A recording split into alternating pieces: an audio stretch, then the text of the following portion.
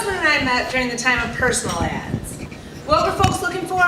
Long walks on the beach, reading the paper in bed, and traveling to interesting and exotic places.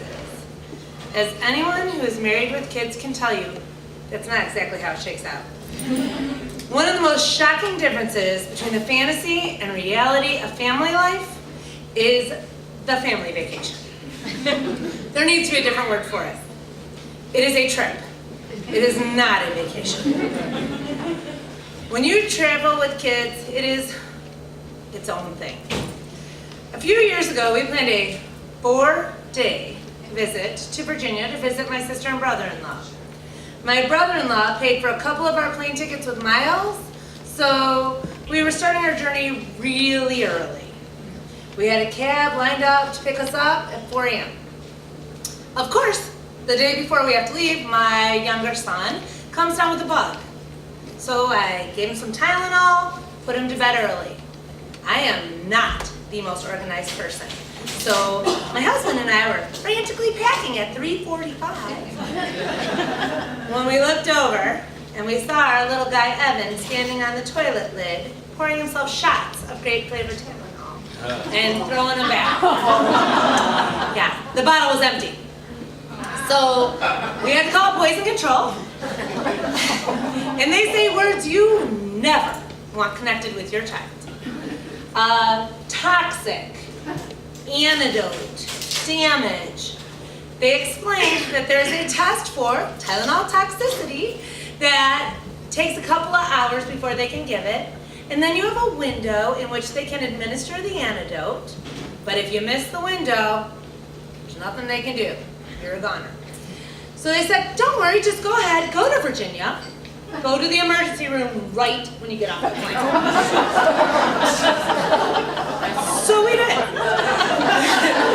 So we head out to the cab, we drive a couple blocks, and he starts throwing up grape, sticky liquid all over his shirt, all over his car seat, all over us, all over the cab. So we fly very aromatically to DC. Nothing like being on a plane with people who smell like grape vomit.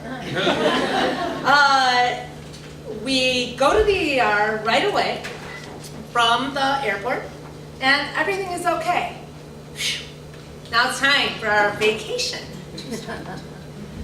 The next morning starts with phone calls from poison control in 2 different states.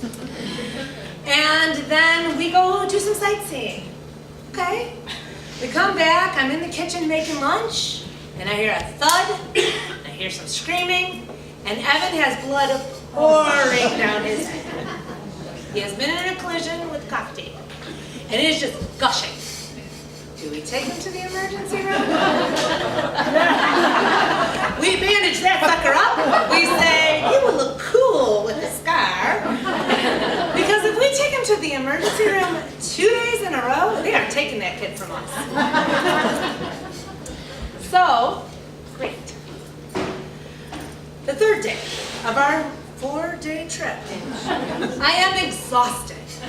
I just want to put my dad down for a couple minutes. My sister-in-law is leaving us for 1 hour in her fancy house so she can go work out. Now her house has not seen little kids for many years. It looks kind of like a country club. It's got like fancy fabrics, it's got really expensive knickknacks everywhere, smudgeable surfaces, but I am tired. So I tell my kids, do not break anything. I'm going to put my head down for just a few minutes. I get upstairs, I put my head down on the pillow, and my husband starts screaming, Kim, bring down a pile of towels! Which, of course, I have handy because we had to clean up a lot of sickness upstairs. I grab my pile of clean towels and come downstairs because Evan has gone on a tour of the house. And he comes out and says, Daddy, did you know they have a fountain in their bathroom?